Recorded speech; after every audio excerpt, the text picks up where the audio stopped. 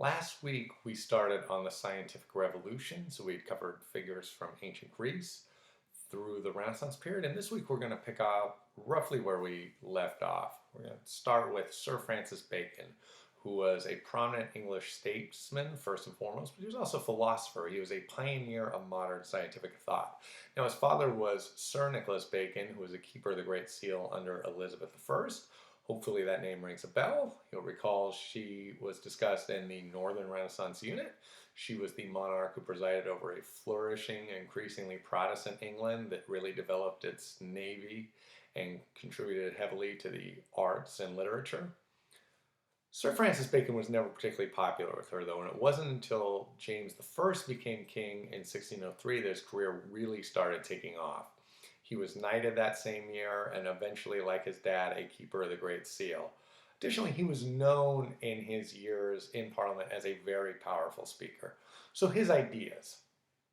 You recall that geocentrism, which is what Aristotle really gave to the world and lasted for several centuries, was being eroded at that time, thanks to Copernicus and Kepler, among others. However, Aristotle's ideas on the methodology, another way of saying means or process, was still accepted. That meant that truth could still be realized through sufficiently authoritative, clever argument. Bacon revered Aristotle. Nevertheless, he took major issue with that aspect of Aristotelian philosophy as it pertained to knowledge. He advocated, as opposed to abstract reasoning, inductive reasoning. Now, this meant a scientific inquiry in which empiricism led the day. Empiricism is a word meaning data that's collected instead of guesses. So mere wit or brilliance wouldn't suffice anymore. To determine what's factual, you need sufficient information. So this laid down the groundwork for what is called the scientific method. And this philosophy that Bacon espoused, along with another Northern Renaissance figure we talked about, Rene Descartes, gave us scientific rationalism, this operating credo, this philosophy. And this outlook on the world helped undermine and erode the church's authority in the 1700s.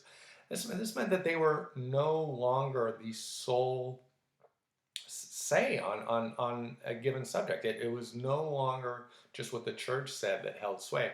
Now, interesting quick side note on Bacon, he